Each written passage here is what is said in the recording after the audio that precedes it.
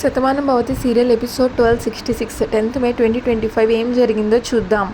దేవమ్మ ఏడుస్తూ అజయ్ దగ్గరకు వచ్చి, చెప్పు నాన్న, నువ్వు ఇలా అయిపోవడానికి కారణం ఆ నీలిమనేనా అని అడుగుతుంది. అజయ్ దేవమ్మని చూస్తాడు, కానీ కదలలేడు, ఏమీ చెప్పలేడు. దేవమ్మేమో, చెప్పు నాన్న, నేను ఇలా చూస్తూ నేను తట్టుకోలేకపోతున్నాను. చెట్టంత ఎదిగిన నా కొడుకు, నన్ను చూసుకోవాల్సిన నా బిడ్డ ఇలా మంచం మీద ఉండడం చూసి నేను తట్టుకోలేకపోతున్నాను. నీకు సేవ చేసుకోవడం నేను శ్రమ అని అనుకోవడం లేదు బేటా, కానీ ఆనందంగా తిరగాల్సిన నువ్వు ఇలా నోట మాట లేకుండా మంచం మీద పడి ఉండడం నేను చూస్తుండలేకపోతున్నాను బేటా. ఆకలి అని చెప్పలేవు, బాధ అని చెప్పలేవు, సంతోషాన్ని పంచుకోలేవు. నువ్వు ఇలా మారిపోవడానికి కారణం ఆ నీలిమ అని వీళ్ళు అనుకుంటున్నారు. ఆ రోజు అక్కడ ఏం జరిగిందో నువ్వు తప్ప ఇంకెవ్వరూ చెప్పలేరు. చెప్పు నాన్న, దీనికి కారణం నీలిమయేనా అని దేవమ్మ అడుగుతుంది.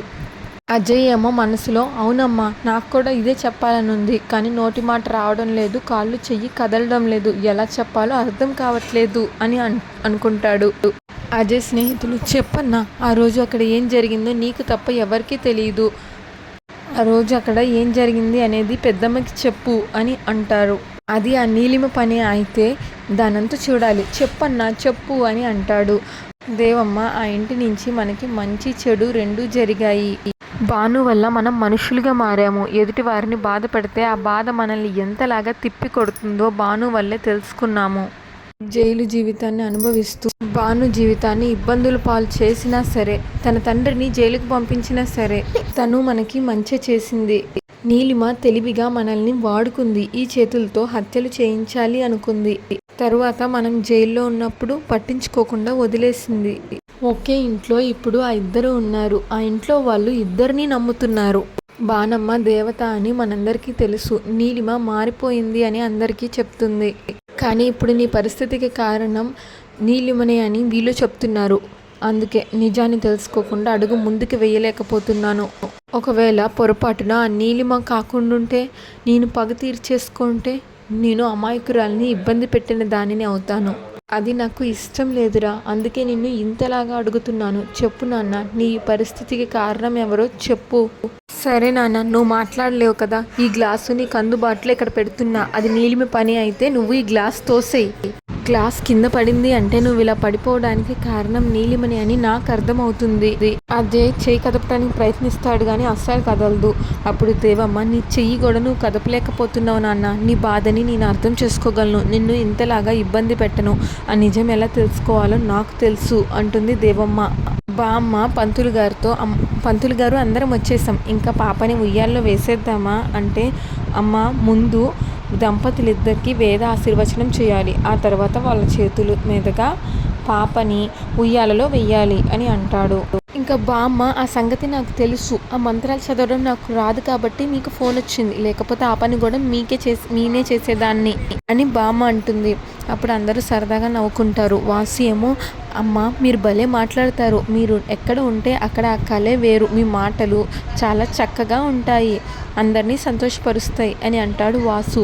అప్పుడు బామ్మ, ఈ రోజుల్లో పట్టణాల్లో ఎవరింట్లో వాళ్ళు ఉంటున్నారు, అదే మా రోజుల్లో అయితే పల్లెటూరులో ఒకళ్ళింట్లో ఏదైనా ఫంక్షన్ సంబరం ఉందంటే ఊరంతా ఆ ఇంటికి వచ్చి చేరుతుంది. ఒకళ్ళకి కష్టం అంటే ఊరంతా నిలబడుతుంది.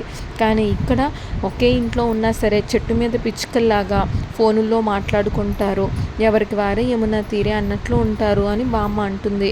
అప్పుడు ఊర్మిళ, మన ఇంట్లో అలా ఎవరు లేరు కదమ్మమ్మ, మన ఇంట్లో ఒకరికి కష్టం అంటే మిగిలిన కుటుంబం అంతా నిలబడతాము, అందుకే ఇప్పటికీ మన ఇల్లు ఇట్లా సంతోషంగా కలకల్లాడుతూ ఉంది అని అంటుంది ఊర్మిళ.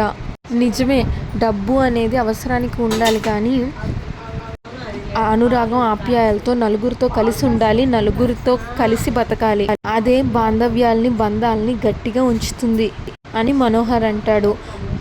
పార్దు కూడా, అవును, ఒంటరితనం ఎంత భయంకరంగా ఉంటుందో నాకు తెలుసు, డాడా నన్ను ఎంత అభిమానంగా పెంచినా సరే ఆ ఇంట్లో నేను డాడా మాత్రమే ఉండేవాళ్ళం, కానీ ఈ ఒక కుటుంబం వచ్చాక ఆ సంతోషం ఎంత బాగుంటుందో నాకు తెలిసింది అని అంటాడు పార్దు. భాను, నిజమే, అయిన వాళ్ళకి దూరంగా బతకటం అది ఎంత నరకమో అనుభవించిన వాళ్ళకి మాత్రమే తెలుస్తుంది అని అంటుంది. మన అనుకునే వాళ్ళ మధ్యలో ఉన్నప్పుడు మనస్పర్ధలు వచ్చినా సర్దుకుపోవచ్చు. నా ఇంట్లో నేనున్నాను, నా వాళ్ళతో నేనున్నాను అనే ధైర్యం ఉంటుంది. అది లేకుండా ఎక్కడ ఉన్నా ఎదుటి వాళ్ళు ఎంత అభిమానాన్ని పంచినా సరే మన వాళ్ళు లేని లోటు అనుక్షణం తెలుస్తూనే ఉంటుంది అని భాను అంటుంది. మురారి కూడా నువ్వు నిజం చెప్పావు భాను, మనసుకి ఇష్టమైన వాళ్ళు దూరం అయితే ఆ బాధ భరించడం చాలా కష్టంగా ఉంటుంది. శారద పక్క నుంచి అవును బాబు, నీ మనసేంటో భానుకి తెలిసినట్లుగా ఎవ్వరికీ తెలీదు అని అంటుంది. భానుని మీరు అర్థం చేసుకున్నట్లుగా ఎవ్వరూ అర్థం చేసుకోలేరు అని అంటుంది శారద. సత్యనేమో ఇప్పుడు ఇవన్నీ ఎందుకు, ముందు జరగవలసిన కార్యక్రమం చూద్దామా అని అంటుంది. అప్పుడు అంతే కదా, అనవసరంగా ఏదేదో మాట్లాడుకుంటున్నాం, పంతులు గారు మీరు ముందు ఆశీర్వచనం చేయండి అని అంటుంది బామ్మ. ఇంకా పంతులు గారు ఆశీర్వచనం చేస్తారు భానుని, కార్తిక్ని. దేవమ్మ ఊర్మిళాదేవి ఇంటికి వస్తుంది, గన్ పట్టుకొని వస్తుంది. పంతులు గారు అమ్మ మీ అందరూ కలిసి పాపని ఉయ్యాల్లో వేయండి, ఉయ్యాల్లో వేశాక పెద్దవాళ్ళందరూ 3 సార్లు ఊపండి, 3 సార్లు ఊపాక నేను ఆశీర్వదిస్తాను అని అంటుంది పంతులు గారు. పాప మీకు నాకు పుట్టింది కాబట్టి దీని అచ్చటా ముచ్చట తీర్చుకోవాల్సిన బాధ్యత పూర్తిగా మనదే. ఈ తరానికి వచ్చిన ఆడపిల్ల, అందుకే మన ఇంటి పాపను తన ఆడపడుచు చేతుల మీదుగా ఉయ్యాల్లో వేయాలి అని కోరుకుంటున్నాను అని అంటుంది భాను.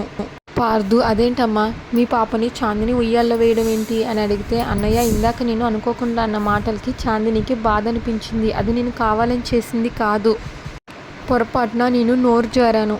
ఎంతైనా సరే తను తల్లిగా కొన్ని నెలలు మోసింది, పాపని చూసుకోవాలి అని ఆశపడినప్పుడు ఆ పాప దూరమైంది. ఆ బాధ ఎలా ఉంటుందో నేను ఊహించగలను. అందుకే నా కూతుర్ని అత్తా మేనమామలుగా మీ ఇద్దరు కలిసి ఉయ్యాల్లో వేయండి అని అంటుంది భాను. పంతులు గారు అలా చెయ్యొచ్చా అంటే అప్పుడు పంతులు గారు తప్పకుండా చెయ్యొచ్చమ్మా, ఎవరైనా సరే ముందు అత్త తాత అని పలుకుతారు, అమ్మ లాలించినా పాలించినా అలా పలకడం శుభము అని మన పెద్దలు అంటారు, అందుకే తప్పకుండా చెయ్యొచ్చమ్మా అని అంటే అప్పుడు బామ్మ భాను మంచి నిర్ణయం తీసుకున్నావమ్మా, నా పిల్లని నేను ఉయ్యాల్లో వేస్తాను అని అనకుండా మేనత్తతో వేయించడం చాలా గొప్ప నిర్ణయమే. ఊర్మిళ కళ్ళలో నీళ్లు తిరుగుతాయి. అమ్మ భాను నువ్వు అందరి గురించి ఆలోచిస్తావు, అందరినీ అర్థం చేసుకుంటావంటే ఏంటో అని అనుకుంటారు, కానీ ఇదేనమ్మ నీ మనస్సు అని కళ్ళలో నీళ్లు తిరుగుతాయి ఊర్మిళకి. వాసు కూడా అవును తల్లి, నువ్వు అనుకోకుండా బాధ పెట్టినా సరే నీ వల్ల ఇంటి ఆడపడుచు బాధపడింది అని అందరి ముందు నీ తప్పు ఒప్పుకున్నావు, ఇంతకంటే గొప్ప సంస్కారం ఇంకేం కావాలి అని అంటాడు వాసు. అందరిలో నేను పొరపాటుగా మాట్లాడాను అని ఒప్పుకోవాలంటే దానికి ఎంతో ధైర్యం కావాలి తల్లి, నువ్వేమీ మారలేదు అలాగే ఉన్నావు అని వాసు అంటే మనోహర్ అమ్మ భాను నీ మనస్సు ఏంటో అర్థం చేసుకోవాలంటే మేమందరం ఇంకో జన్మెత్తాలమ్మా. భువనేశ్వరి అమ్మ భాను మంచితనం అందరికీ ఉంటుందమ్మా, కానీ దాన్ని ఎప్పుడు ఎలా చూపించాలో అని తెలియడమే వివేకం అవుతుంది. నేను అందరినీ గురించి ఆలోచిస్తాను అని అనుకోవడం వేరు, దాన్ని ఆచరణలో పెట్టి చూపించడం వేరు. నువ్వు అది ఆచరణలో పెట్టి చూపిస్తున్నావు, ఈ ఇంటి ఆడపడుచుకి సంతోషాన్ని ఇవ్వాలి అని అనుకున్నావు, ఏ ఇంట్లో అయినా నీలాంటి కోడలు ఉంటే అది అందరికీ మంచి చేస్తుంది అని అంటుంది భువనేశ్వరి. జయ కూడా అవునమ్మా, అందుకే కదా భాను మన ఇంటి నుంచి వెళ్ళిపోయిన తర్వాత నువ్వు తమ్ముడు అంతలా బాధపడ్డారు అంటే శారద అవును మరి వాళ్ళు తన మీద పెంచుకున్న మమకారం అలాంటిది, బాధపడకుండా ఎలా ఉంటారు అంటుంది శారద. పార్దు కూడా చాందిని బాధను చూసి నువ్వు ఇలాంటి నిర్ణయం తీసుకున్నావు, భర్తగా నేను తనని ఓదార్చాలనుకున్నాను, అమ్మతనానికి దూరమైనందుకు తన మనస్సు తట్టుకోలేకపోయింది, కానీ నువ్వు తీసుకున్న నిర్ణయం వల్ల నా చాందిని హ్యాపీగా ఉంటుందమ్మా, థ్యాంక్ యూ సో మచ్ అని అంటాడు పార్దు. భాను మేనమామ అంటే తండ్రి తర్వాత తండ్రి బాధ్యతలు తీసుకునేవాడు అని అంటారు, అందుకే మేనమామ ఉండాలి అంటారు, మేనమామ ఉంటే ఆ ధైర్యమే వేరు. మరి అలాంటిది మీ ఇద్దరి చేతుల మీదుగా నా కూతుర్ని ఉయ్యాల్లో వేయడం అందరికీ ఆనందమే కదా, వెయ్యండి అని అంటుంది భాను. ఇంకా అందరూ పాపని ఆశీర్వదిస్తారు, ఉయ్యాలని 3 సార్లు ఊపుతారు. ఇంకా అందరూ అయిపోయాక బామ్మ వస్తే నీలిమ అలా దూరంగా నుంచున్నావింటి, వచ్చి పాపని ఆశీర్వదించు అని అంటుంది బామ్మ. భాను వద్దు, దాని ఆశీర్వాదం నా కూతురికి ఏమీ అక్కర్లేదు, శారదా గారు మీరు స్నేహ వచ్చి ఆశీర్వదించండి అని అంటుంది భాను. ఇంకా భాను మురారి గారు మీరంత దూరంగా నిలబడ్డారేంటి, రండి ఆశీర్వదించండి అని అంటుంది భాను. అందరికన్నా ముందు అసలు మీరే ఆశీర్వదించాలి, ఎందుకంటే నా బంగారు తల్లి పుట్టింది మీ దగ్గరే. రోజు ప్రసవ సమయంలో ఎంత ప్రమాదం జరిగిందో మీకు తెలుసు, నన్ను కాపాడడానికి మీ అందరూ ఎంతలా ప్రయత్నించారో కూడా తెలుసు, అందుకే తనకి మీ ఆశీర్వాదం కావాలి అంటే మురారి వచ్చి అక్షంతులు వేస్తాడు. ఇంకా భువనేశ్వరి వాళ్ళు పాపకి హారం తీసుకొచ్చి వేస్తారు. భాను మీ అభిమానం చాలు కదా, మళ్ళీ ఈ బహుమతి ఎందుకు అంటే జయప్రద మా అమ్మకి నువ్వంటే ఎంత అభిమానమో చెప్పడానికి మాటలు సరిపోవు, తను ఎవరినైనా అభిమానించింది అంటే ప్రాణం కంటే ఎక్కువగా చూసుకుంటుంది. మా తమ్ముడికి అదే పోలిక వచ్చింది. ఇష్టమైన వాళ్ళకి కష్టం వస్తే వాళ్ళు తట్టుకోలేరు. ఎంత దూరం ఉన్నా వాళ్ళని వదులుకోలేరు. భువనేశ్వరి, చూడమ్మా భాను, నువ్వు మా ఇంట్లో ఉన్నంత కాలం నువ్వు మా మనిషి అని అనుకున్నాను. కానీ నువ్వు మాకు చేసిన సాయాన్ని మేమెవ్వరం మర్చిపోలేదమ్మా. ఇప్పటికీ నువ్వు మా ఇంటి మనిషిగానే మేము అనుకుంటున్నాం. అందుకే ఆ ఇంటి గౌరవంగా నీకు చీర పెట్టాను. ఆ ఇంట్లో పుట్టిన ఈ చిట్టి తల్లికి ఈ చిన్న కానుక ఇచ్చాను, కాదనుకు అంటుంది భువనేశ్వరి. ఇంకా అందరం కలిసి భోంచేస్తున్నప్పుడు భాను, మురారి గారు ఈ కూర వేసుకోండి, మీకు ఈ కూర ఇష్టమని ప్రత్యేకంగా చేయించాను అని వేస్తుంది. ఇంకా భాను వేస్తుంటే మురారి చాలు చాలు చాలు భాను చాలు అని అంటాడు. కార్తిక్, భాను నాకు కూడా కొద్దిగా వేస్తావా అంటే అన్నీ అక్కడే ఉన్నాయి, మీకు ఏం కావాలో వేసుకోండి అంటుంది భాను. కార్తిక్ ఫీల్ అవుతాడు. మురారి గారంటే మొహమాట పడతారు. ఆయన కోసమే ఇష్టమని ఇవన్నీ తీసుకొచ్చాను అని అంటుంది భాను. ఇంకా అది కార్తిక్కి అస్సలు నచ్చదు. మురారి గారు ఇంక ఇది వేసుకోండి అది వేసుకోండి అంటూ వేస్తుంటే చాలు చాలు చాలు అని అంటాడు మురారి. అంటుంది భాను. కార్తిక్ ఇదంతా చూసి చాలా ఇబ్బందిగా ఫీల్ అవుతాడు. Shatamanam Bhavati serial regular episode కోసం మా ఛానల్ని సబ్స్క్రైబ్ చేసుకోండి. ఈ ఎపిసోడ్ అయినా మీ అభిప్రాయాన్ని తప్పకుండా కామెంట్ చేయండి. Thanks for watching.